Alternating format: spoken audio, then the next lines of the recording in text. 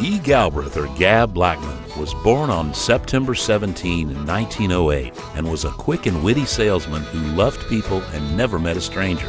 In 1922, his family fell on hard times when Gab's father died unexpectedly. At age 14, he was forced to drop out of school to help support his mother and sister. That's when he went to work in advertising at Kastner Knight department store and danced for tips in vaudeville-type shows. He worked at the department store until in 1930 when James Stallman, owner of the Nashville Banner, hired him as a newspaper sales rep. He spent 15 years working his way up to sales manager and then to publisher of the newspaper's Sunday magazine.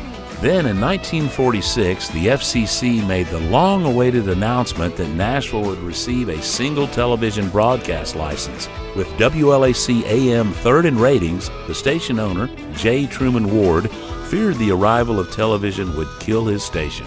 So Ward recruited Gab away from the Banner, hoping with Gab's long relationships with the department store owners, he could bring their business with him, and he did.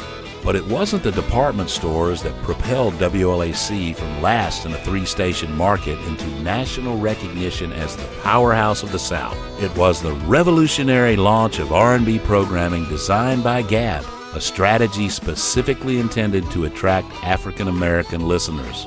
And coincidentally, what sparked his idea was the Columbia race riots. While investigating this for the Banner, Gab realized there wasn't a single station of any reach in the country playing what was considered at the time taboo race music. Tennessee Radio Hall of Fame DJ Hoss Allen says, "We had this guy. His name was E.G. Blackman, and he saw the great commercial potential in this black music and black audience that no one had ever tapped." This ultimately changed radio, music, and Nashville history. Gab invited two black students he'd met from their work as golf caddies to visit WLAC, where he introduced them to Gene Nobles. Gene played the caddies' records, and the rest, as they say, is history.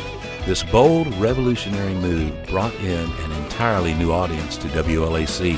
It was this audience that bumped the station from third in Nashville to stratospheric ratings nationwide. Within 3 years, the nightly R&B broadcast had an unrivaled audience with nearly 10 million people tuning in nightly.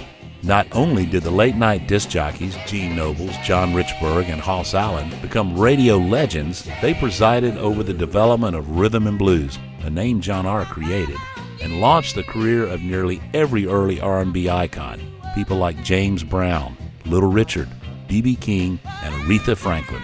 While his DJs were making history, Gab Blackman humbly went about the business of doing business.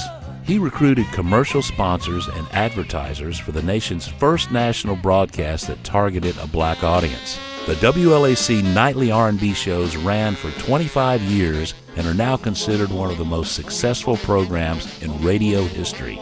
One of Gab's clients was the Strickland Company of Memphis, which sponsored a nightly broadcast on WLAC for 20 years.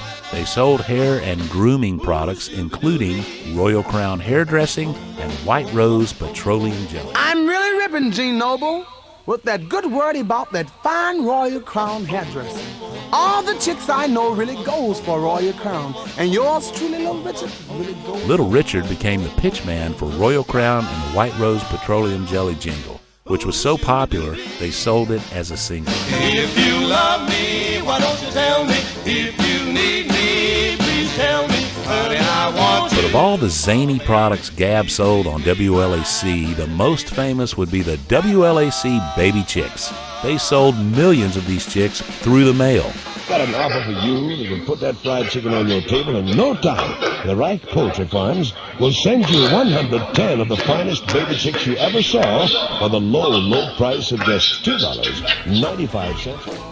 With Sam Phillips also being inducted tonight, we should note that before Sam went to Memphis, he did a stint at WLAC. Sam has said he learned his love of black music from WLAC.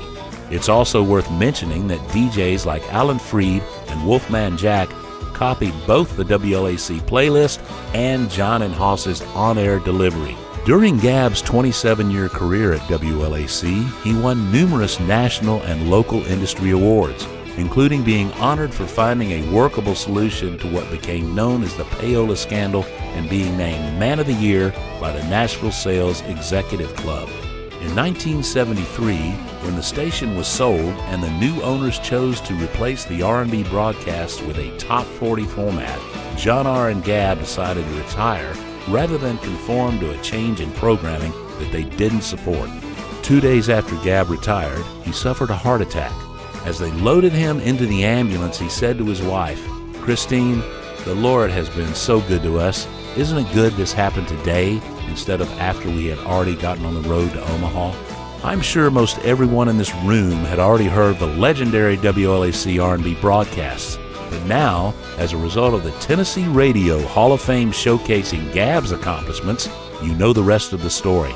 How E.G. Gab Blackman, the visionary who launched the broadcast, humbly went about the radio business, allowing the music, the musicians, and his disc jockeys to shine.